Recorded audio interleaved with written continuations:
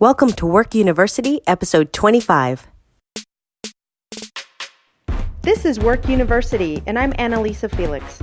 This is where I interview people from various employment backgrounds and get the inside scoop on what their job is really like. If you're just getting into the workforce, or if you're curious about getting into something new, listen up. Hello and welcome to Work University. Today I have the pleasure of speaking with Felipe, who is a pediatric anesthesiologist at Stanford Hospital. Welcome, Felipe. Thank you. Thank you for having me. All right. So you're an anesthesiologist. What does that mean? Yes, it's a common question that people ask. So once it is determined that a patient requires either a procedure, a surgery, or even just imaging, but it requires the person to not have a memory of the procedure, able to lay still, decrease the amount of pain that they're going to experience, then that's when we're called the anesthesiologist. And then we're able to get them safely through that procedure or surgery without them recalling what happened. So when you get a case, how do you go about working on that case? Do you have to do research on them, and how does that happen? Yes, so the way it normally happens is we get scheduled the day before. So the night before, we're actually reading up every single detail about our patient's medical history, the medications they take, which ones we recommend for them to take or not take prior to having anesthesia, because we want to know how these medications or medical illnesses that they have might interact with the medications we need to use. We then come up with a plan in terms of how we're going to put them off to sleep and how we're going to keep them asleep for their surgery. And then the day of, that's when we meet them and we tell them the plan. And so the day of, you're meeting them, I think pre-op, correct? And you kind of have a little discussion and so forth? Correct. So we meet them in we call it the pre-op area. We say hello to the patient, usually their family members. As a pediatric anesthesiologist, usually it's the parents that we speak to. Mm-hmm. And that's when we go over the details of what we're going to be doing for them, how we're going to keep them safe throughout the surgery, what they should expect afterwards, and what the medications are that we confirming that they used or didn't take. Okay, and then post-op, or once the surgery is done, what's your interaction with the patient?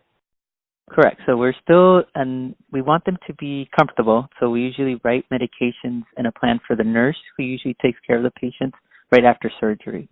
At that place is where we're making sure that their breathing is under control, that their vital signs are stable, that the pain is controlled, and that they're either safe to go home or safe to go to another part of the hospital. We come up with a plan in terms of what medications we'll use to control the pain at that point, and sometimes people have nausea as well after surgery. So we do write some for medications to prevent nausea in the recovery area. Now, are you off to the side? Are you in another office? Are you kind of behind a computer? Where are you in relation to the patient when the surgery is happening? Oh, we're in there the whole time. It's a common misconception that people think that their anesthesiologist puts them asleep and then walks out. No, we're there. That's when I actually get to know my patients. That's one of the reasons I love my job. I get to know where their blood pressure is at, where their heart rate is at.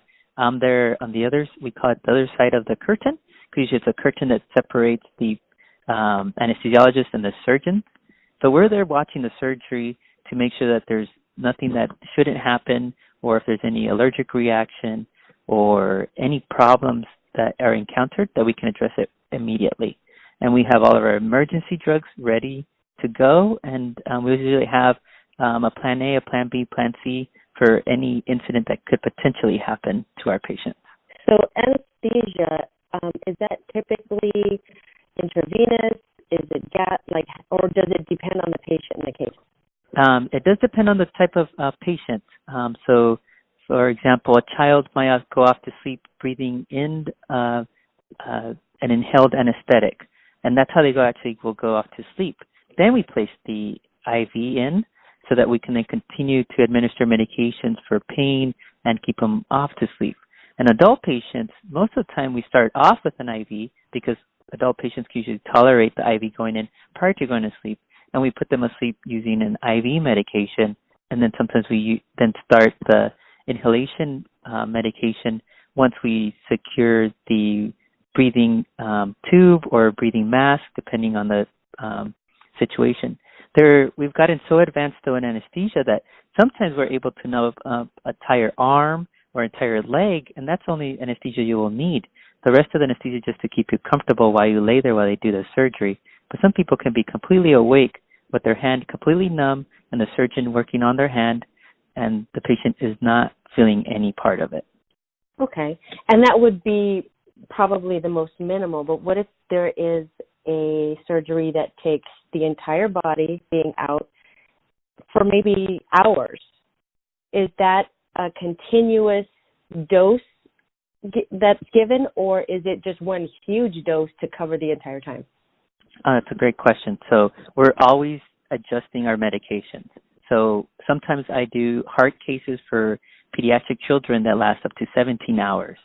So Wow. During that case, when we're doing it, we're adjusting the medication. So as your body gets enough medication, your body will see the vital signs change, and we can adjust the medications. This is the part that I enjoy the most. It's getting to learn every person. Every person needs a different amount within a range to keep them off to sleep and keep them comfortable for the surgery. And we have multiple medications that we're adjusting throughout those 17 hours.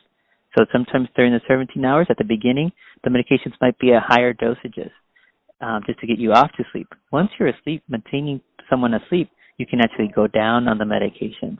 And as we're adjusting our medications and our need to keep the pressure up, the heart rate exactly where we want it, so the surgeon can do that type of surgery.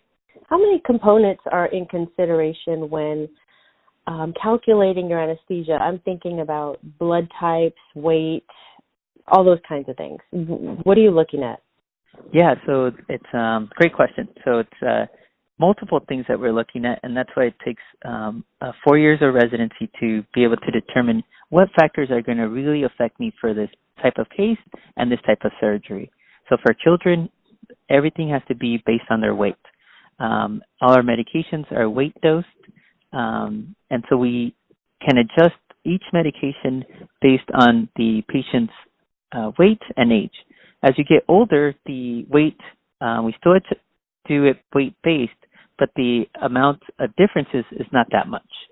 Mm-hmm. So weight, I would say, is probably one of the most important things that we base our medications on. But then you have to take into consideration the patient's medications. Certain medications could potentially interact with our medications, and sometimes we say, no, we can't use this one, we have to use a different one. Also, another thing is patients' past history. Have they had allergic reactions to medications, or has someone in their family had an allergic reaction? Right. If they have certain illnesses that are genetic, then sometimes it's contraindicated. In other words, we can't use certain medicines for certain individuals. And so we would make sure that those are not even in the room for those individuals. Mm-hmm. How long have you been an anesthesiologist? So I've been a full clinical faculty member at Stanford Hospital for a year. But I've been in training for residency for 4 years, and I did an extra year of fellowship. So total, what's the education? So total education, it's 4 years of undergraduate degree, a 4-year medical school, so we're at 8, 4 years of residency, so that's 12, and then if you want to specialize even further, as I did to go to take care of children, that's 1 extra year. So it's 13 years after you graduate from high school. Okay, that's a big commitment. Did you always know you wanted to be an anesthesiologist, or did your interest change as you started college? My interest has definitely changed. I knew I wanted to help people. I knew that I wanted to do it within the realm of healthcare.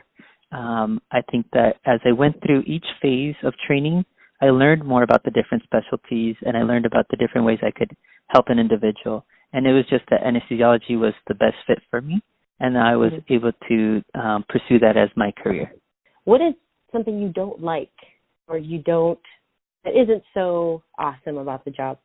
I think that the hardest thing about the job is whenever we can't save someone. And what I mean by that is, as an anesthesiologist, it's my job to help an individual get through a certain procedure.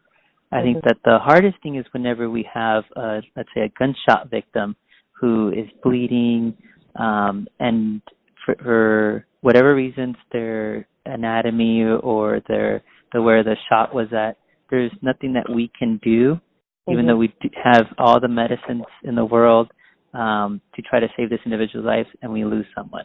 I think that's probably the hardest thing ever, is losing someone in the operating room. And for each case, how much paperwork and time do you have to do post-op? So per anesthesiologist, our recording, what's most important is what's happening inside the operating room. And the electronic medical record is able to capture all the vital signs. And so we just document the medications we're giving throughout the anesthetic. So out of all the specialties, I would say we have one of the lower documentation in terms of the requirements are there. But most of the time, it's mainly in the pre-op area where we're documenting the patient's illness and the medications they're taking. Post-op, we want to make sure that they have recovered from anesthesia. And then after that, they usually go home or they see their primary care provider or their surgeon for follow-up care. And so most of the documentation is done by the primary care provider or the surgical team. When you're on schedule and you have a scheduled surgery, is there any situation where you have to run off to the emergency department to assist there, or are you placed in the inpatient section? The anesthesiologist actually covers the entire hospital. So we're the experts in critical care as well as managing what's called the airway. In other words, trying to help people breathe if they're having trouble breathing. So sometimes that requires us to go to the emergency room and support our colleagues there, and whether that's helping transport a very sick patient from the emergency room to the operating room, whether it's very difficult to get a breathing tube down to the trachea to help them breathe for them. They'll call us. We're the backup for that.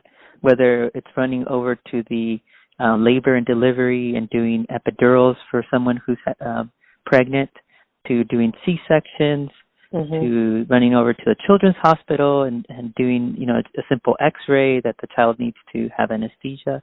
So whether it's in the critical care area and, they're having trouble getting a procedure done or ventilating a patient, then we're called there. So we're really all across in the hospital.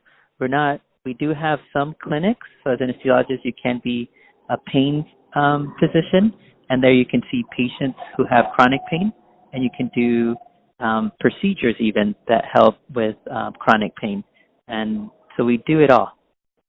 So then what does your work schedule look like per day and per week? Yeah, so the neat thing about working in academic centers that I enjoy teaching, so I have actually a variety of tasks that I can do. So what I normally do is I have cases for the schedule for the day. So the night before, if I'm working with a resident or medical student, we actually chat about our plan for the patients that we have scheduled for that day. The next day, I show up early in the morning to set up my operating room, get all my medications ready, get all the devices that I need to keep the patient safe, make sure the machine is working.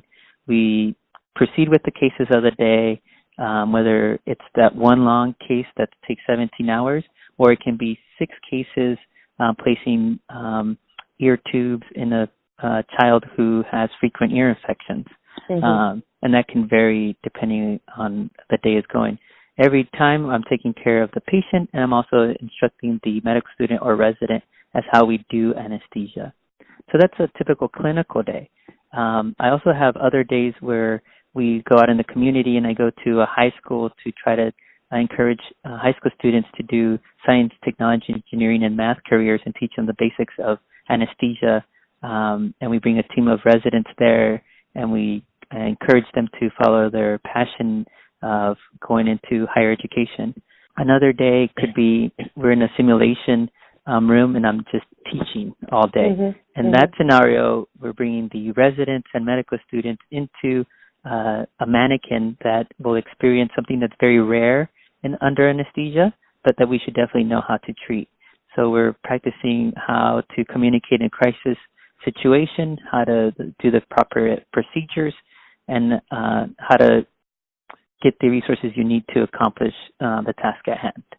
So when you're going to your STEM visits or talking with youngsters who may want to consider this as a career, what advice do you give to them? I tell them to follow their passion. I think that we all have different passions, and I think that's the drive that will get us through any obstacles that we encounter. I tell them that if it is in healthcare, that there's many opportunities within healthcare. I think as you move forward throughout your academic career and you go to college and you then go to med school, you start learning about what really fits your personality and your skill set. And but as long as you have that passion that drives you and you keep that with you throughout the way, it'll get you through anything. Felipe, thank you so much for your time and your information about becoming an anesthesiologist. Thank you so much. Thank you, Annalisa. Thank you for listening. I hope you liked this episode. If you have a particular job you'd like me to look into, send me an email at workuniversityforyou@gmail.com.